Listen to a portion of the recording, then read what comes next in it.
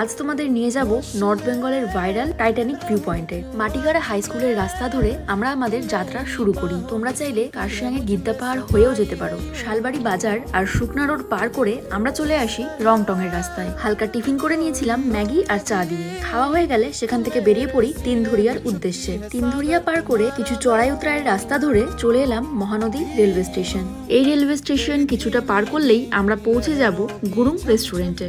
এই হলো সেই রেস্টুরেন্ট যে রেস্টুরেন্টের ভেতর দিয়ে তোমরা এই ভাইরাল টাইটানিক ভিউ পয়েন্টে আসতে পারবে, যেটা রয়েছে শিলিগুড়ি থেকে মাত্র 1.5 থেকে 2 ঘন্টার দূরত্বে।